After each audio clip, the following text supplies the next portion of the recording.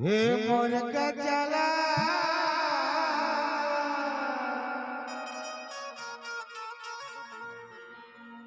हे मोर पतला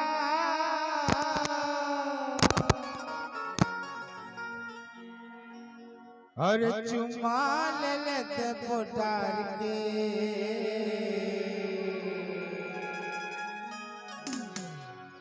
का विचार हवे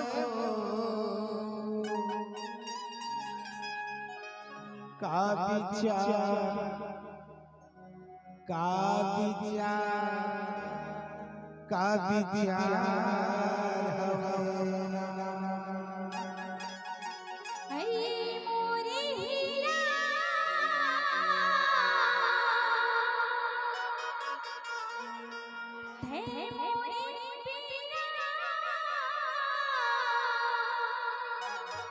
अरे पाए हम तोला छाट के मोला प्यार चाहिएगा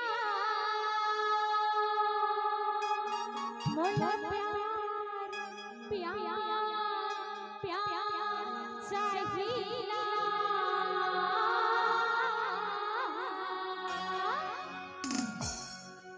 ठोकनाउरा सालेते कथको हे मोर गजला हे मोर पतला मोर गजला हे मोर पतला चुमा ले लेते पोटा का विचार हवे वो का विचार हवे का विचार हवे वो का विचार हवे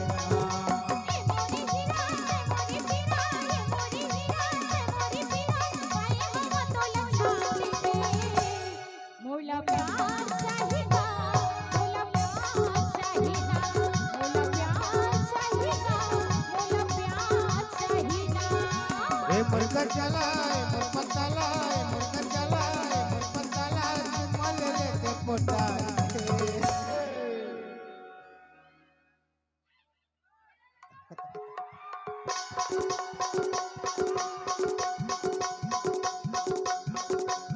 का विचार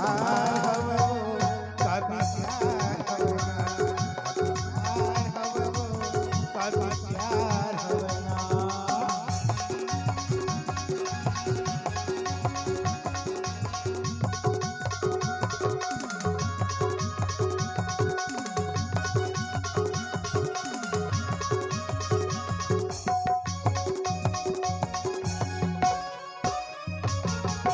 तोरे रंग रूप मन हम हाथे वो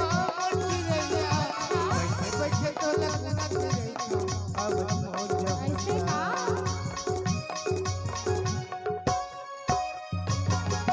तोरे रंग रूप मन हम हाथे वो चिड़ैया बैठे बैठे तो लगना चिड़ैया अब मोर जमुना सही बैठे बैठे तो लगना चिड़ैया अब मोर जमुना रे मोर दीवानी लगे है पानी रे मोर दीवानी लगे है पानी पाए हम तो लगना तो का हो गए जी हे मोर दीवानी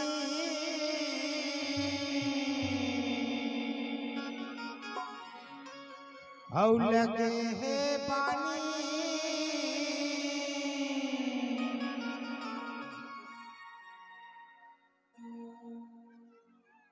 अरे पाए हम तो छाट के ऐसे का अरे तभे तो बली साहू तोला पूछते त अपन हाई कमान से बात करते रे तने बात करबो तभे तो कथा का कहत है का विचार हवे वो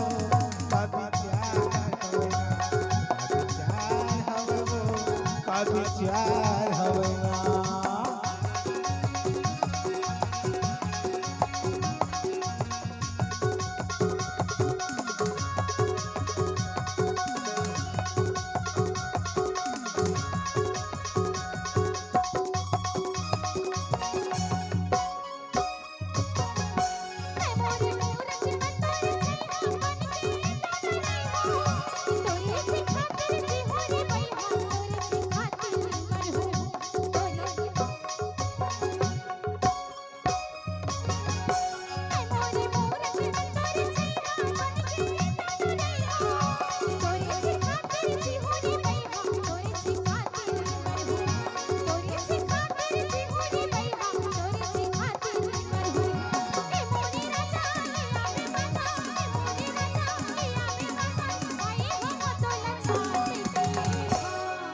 सुन न जी काहे जी आओ कोनो नहीं मिली